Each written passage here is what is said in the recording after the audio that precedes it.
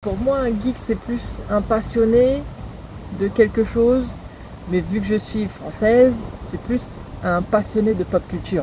Donc, tout ce qui est manga, jeux vidéo, ce qui tourne autour du numérique aussi. La pop culture, pour moi, c'est tout ce qui est en rapport avec l'imaginaire et tout ce qui est populaire en fait, mais lié à l'imaginaire. Des personnages fictifs, fantastiques, manga, jeux vidéo.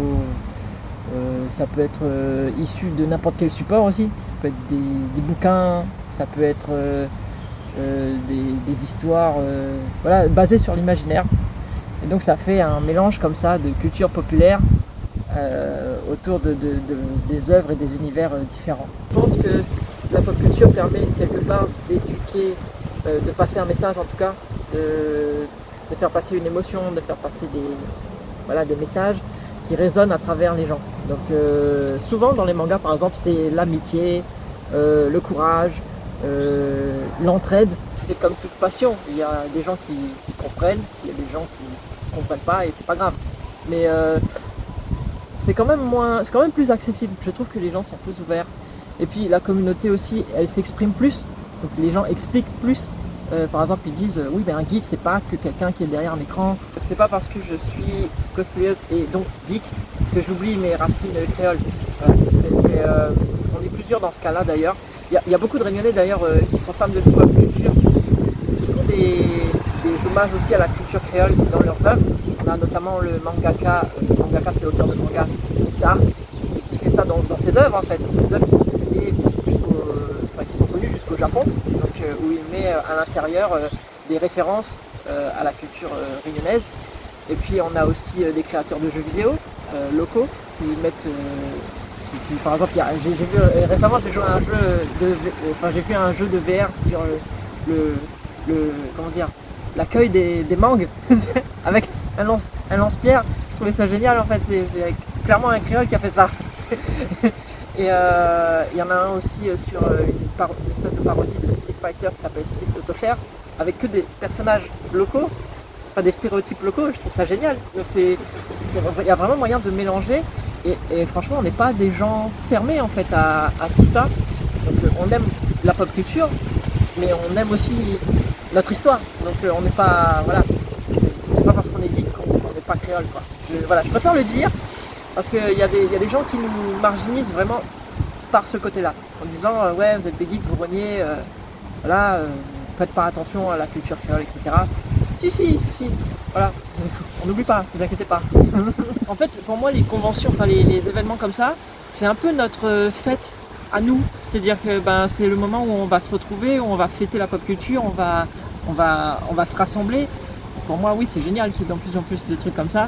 Après, je tiens quand même à préciser que les Réunionnais, enfin je parle pour les Réunionnais, mais dans le monde aussi, ils n'ont pas à avoir peur de voir ce genre de choses. Parce que autour de moi, il y a des gens qui ont peur qu'on oublie notre origine créole, qu'on se fasse envahir par la culture asiatique, etc., la culture américaine. Non, on aime ça, mais voilà, on n'oublie pas d'où on vient. Donc, il ne faut pas au contraire avoir peur d'avoir des choses qui viennent de l'extérieur et qui nous apprennent quelque chose. Voilà, tant qu'on garde notre intégrité, je pense que tout va bien. Dans le cosplay, vu qu'on se costume, on incarne un personnage, parfois le personnage, il est blanc, il n'est pas noir. Ou alors, tu es noir et tu veux faire un perso blanc. Voilà. Donc, au départ, ça tiquait un peu. Et au final, avec les années, voilà, les cosplayers sont devenus plus ouverts. Voilà. Donc maintenant, on s'en fout. D'ailleurs, ça avait un nom, cette caractéristique, ça s'appelait le body shaming. Par exemple, tu peux pas faire tel perso parce que tu es trop grand, tu es trop petit, tu es trop gros ou tu es noir. Tu vois. Donc, mais à La Réunion, on n'a pas ça. D'ailleurs, en francophonie aussi, il y en a pas. Enfin, je veux dire, quand il y en a, c'est banni direct. Hein. Mais je veux dire, on est vraiment plus ouvert et on peut faire qui on veut. Ça, c'est important de le dire parce qu'à La Réunion, il y a beaucoup de cosplayers qui venaient me voir.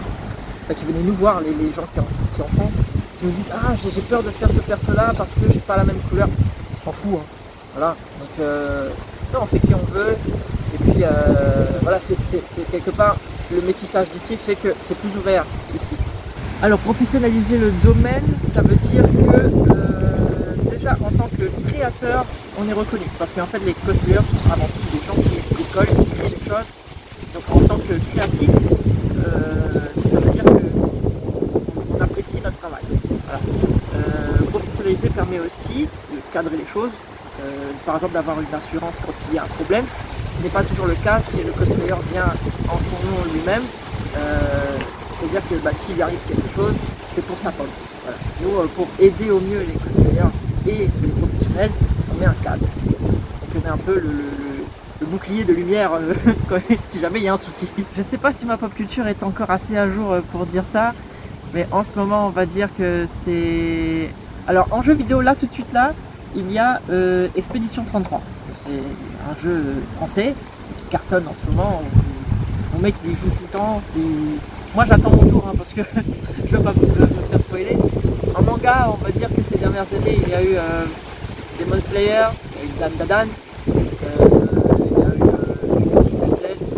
One Piece est toujours en tête aussi dans les mangas les plus actifs. On a eu en série je pense Arcane, toujours par un studio français. Ouais, moi j'aime le Made in France.